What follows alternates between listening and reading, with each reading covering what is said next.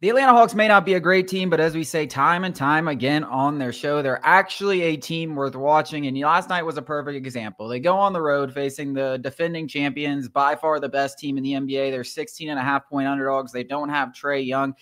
And in this moment, you got to see the three guys that we've been talking about. Well, two guys particularly in this game, but Jalen Johnson has been on a tear. I mean, we're talking about a guy that since the third game of the season is averaging 22 points, 10 rebounds, and 8 assists. I mean, like, he's been unbelievable. He has a triple-double last night. But the star of the show last night was Dyson Daniels. And this guy is making the DeJounte Murray trade that looked absolutely abysmal. Like the fact that I know that you can't really, they're two separate trades, right? But the fact that we got DeJounte Murray and somehow ended up with Dyson Daniels may make this entire fiasco a huge win for the Atlanta Hawks. He has 26 points, 7 assists, and 6 steals. I mean, this guy has 36 steals. He's averaging almost 4 steals a game. You put that over 82 games, he might end up with the most steals in a single season. Like, that's how good he is on defensively. But that's what he was kind of advertised for.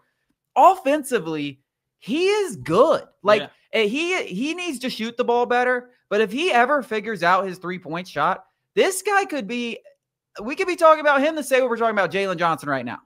I mean, I think that every Hawks fan should be sitting here happy with how the DeJounte Murray trade panned out. You did something on it, and draft picks aside, which shouldn't be, what the Hawks end up getting might be more valuable than what they gave. Obviously, not from a numbers perspective in terms Hawks gave away more than they got, but in terms of where those picks are.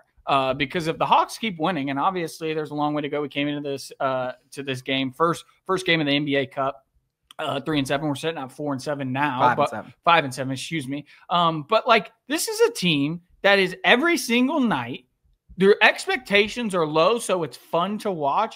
And Dyson Daniels is exactly what I tweeted this, and a lot of people DM me like, funny. This is hilarious. That, like, Dyson Daniels is who we thought DeJounte Murray was going to be on the defensive end.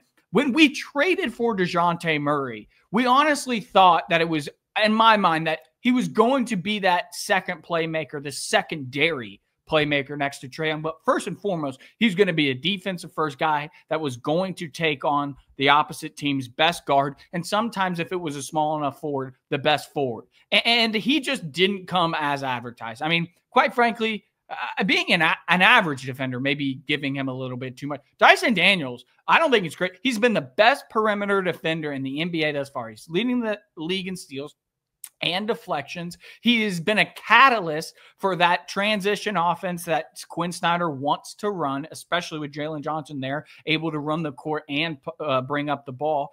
He's been exactly in terms of an X's and O's from what the Hawks have been missing since Trae Young has been here. It's not the flashy superstar.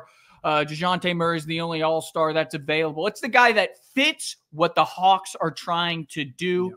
Those guys, all younger than 22 years old. Yeah, I mean, Dyson Daniels, 21 years old. And as I said, I don't want to sit here and say, oh, he could become an all-star, but he can become the best defensive player in the league. He's already up there with the best perimeter defensive players in the league, which is exactly, like you said, what the Hawks need. But I'm telling you, if he figures out his jump shot, if he can start making threes from a 35% clip, I mean, he is going to be a real one of the more valuable pieces across the NBA, whether he's an all-star or not. He's going to be a guy who just turns into wins. He is he plays winning basketball. He's that Gruden grinder type of guy on the court where he's a catalyst also.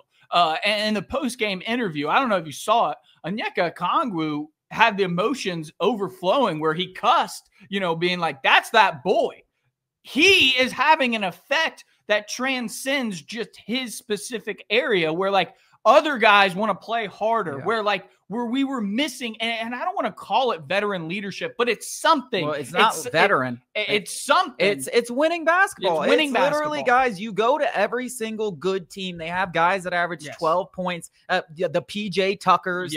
And this guy's even better than that. But he can be a lot better than that. He's averaging 13, 14 points or whatever right now. So he can be much better than that as a scorer. But guys that play Draymond Greens, like that literally come up with plays. And this, you never saw. For a 5-7 team compared to where the Hawks have been last, They haven't had this kind of emotion, and this has happened after several wins, where you will hear people reporting like Trae Young came, we got a squad now, and it's like they're 5-7. Like, do we really have a better squad? Well, this team has been completely ravaged by injuries. Like, 3 of their most important are playing. When all these guys get healthy, and God forbid, hopefully they get healthy, because this team can never stay healthy, and you have Dyson Daniels, Jalen Johnson, and Trae Young, like, this team can win more games than they did a year ago. They believe in it, and they all are, like you said, are going off of each other. The excitement of Jalen Johnson, the hard-nosed play of Dyson Daniels, the defensive ability of Clint Capella and Yeka Okongwu, Trae Young being Trae Young. Like, there are pieces that fit. And Dyson Daniels, another thing, underrated playmaker. We saw 7 assists. He's enough of a playmaker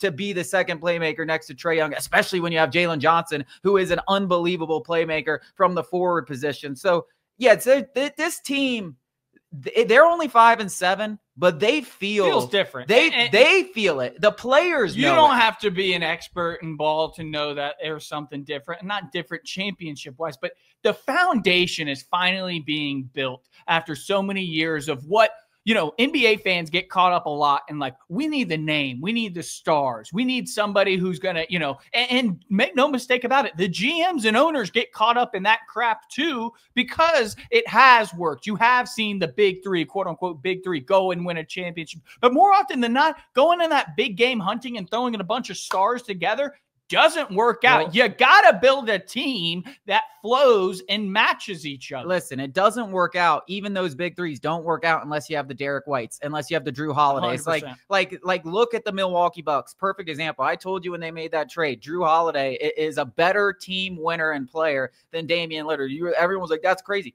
Now you do it. Now does it look crazy? No. Like, those the Bucks guys are looking at blowing it up, and the Celtics are looking like they're going to run it back. Those guys are so important that you have to have on your team, and even the best of teams like have a Mike Miller, like Love you know, that. like a PJ, what a throwback, a PJ Tucker, like just like you know, a Joel Anthony, where you're like, yeah, they don't really do much, but they do the dirty work that helps the big 3 need look stars. a lot better. There's no doubt about that, but you need the Derek Whites. You need the Dyson Daniels to win in this league, and it's that simple.